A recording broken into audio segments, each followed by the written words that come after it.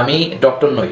অনেকেই আমাকে ভালোবেসে বিভিন্ন জায়গায় ফেসবুকে স্ট্যাটাস দেওয়ার সময় কিংবা মাহফিলের পোস্টারে অনেকে লিখে ফেলেন যে ডক্টর মিজানুর রহমান আজহারি, কিন্তু আমি এখনো ডক্টর হইনি। যে আমার প্রথম পড়াশোনা স্কুল কলেজে।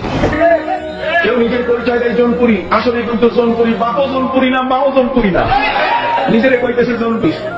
নিজের নামের শুনতে ডক্টর শব্দ ভুয়া, তার কোন থিসিস নাই, কতক্ষণ না কোন বিশ্ববিদ্যালয়ে কোন ডক্টরেট ডিগ্রি দেয় নাই।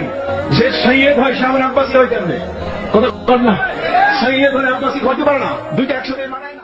আমাকে চিনবে কেমনে? 16 বছর লেখাপড়া করে কমে মাদ্রাসায় ক্লাস 3 সার্টিফিকেট নেয়, ও আমাকে চিনবে কেমনে?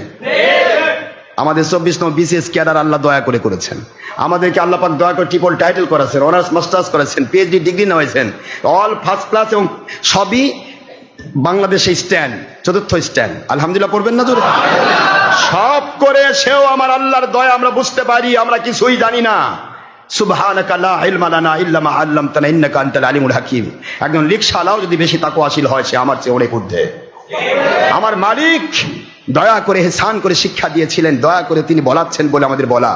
আমাদের কোনো হিম্মত নেই, কোনো রকমের গৌরব নেই, অহংকার নেই, হিংসা নেই, কাউকে ছোট বা বড় করা নয়, কাউকে তিরস্কার করার জন্য নয়, বরং অজানা জিনিসগুলি যেগুলি জানা নেই সেগুলি জানিয়ে দেওয়া হচ্ছে।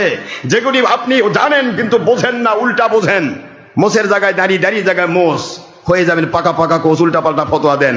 এটাও দাড়ি, এটাও চুল, সবই দাড়ি, সবই মোষ। কি কোন আপনারা এরকম উল্টা পাল্টা ফতোয়া যারা দেন, তাদের খেদমতে বলছি, অজানা জিনিসগুলি জানিয়ে দিচ্ছি, অবুঝা জিনিসগুলি বুঝিয়ে দিচ্ছি। যদি বুঝেছেন 20 বছর 40 বছর আগে আপনাদের কেতাবও লিখে গেছেন, কিন্তু সেগুলি অকাতরে দলের স্বার্থে, দুনিয়ার স্বার্থে ভুলে গিয়ে এখন বাতিল পথে চলে গেছেন। আপনার সেই পূর্বের 20-30-40 বছর আগে যখন আপনার আব্বা দাদার সাথে মিলাদের প্যাকেট খেয়া খেয়া বড় হয়েছেন, আজকে আপনি মিলাদের বিরুদ্ধে ফতোয়া দিচ্ছেন। আপনার বাবা দাদার পিছনে ঘুরে ঘুরে আপনি শবে বরাতের প্যাকেট খেয়ে খেয়ে বড় হয়েছেন। ব্যাটারি মুন্সি, আজকে তুমি কয় নম্বর হয়েছ? কোন দলে ঢুকেছ? যে দলে ঢুকলে সঠিক ইসলামকে অস্বীকার করতে হয়, যে দলে ঢুকলে আমার নবীকে আমাদের মতো বলে বেঈমান হতে হয়, মাটির মানুষ বলে বেঈমান হতে হয়, নবীর ঈদে মিলাদুন নবী মিলাদ কিয়ামের বিরুদ্ধে বলে বেঈমান হতে হয়, জঙ্গিপনা করতে হয়, সন্ত্রাসীপনা করতে হয়, মানুষ খুন করতে হয়, লং মার্চ, হরতাল, বিভিন্ন রকমের হারাম কাজ, কাফের মুশরিকের তর্জতরিকা করতে হয়, তোমরা কোন দলে ঢুকলে? এখন ছবি করতে হয়, ভিডিও করতে হয়, টিভি করতে হয়, মহিলার সাথে ব্যাপদ্দা হতে হয়, আল্লাহর ওলিদের দুশ্মনী করার জন্য মসজিদের মধ্যে সবাই মিলে একসাথে মিথ্যার আশ্রয় নেওয়ার জন্য পরামর্শ করতে হয়। লাথি মারো ওই 2 নম্বর দলকে, ধর্মের লেবেলধারী বেঈমানরা। আসো আমার নবীর পক্ষে, আসো আমার ইসলামের পক্ষে, আসো আমার এজিদি বাহিনীর বিপক্ষে, হুসাইন বাহিনীর ইসলামের পক্ষে।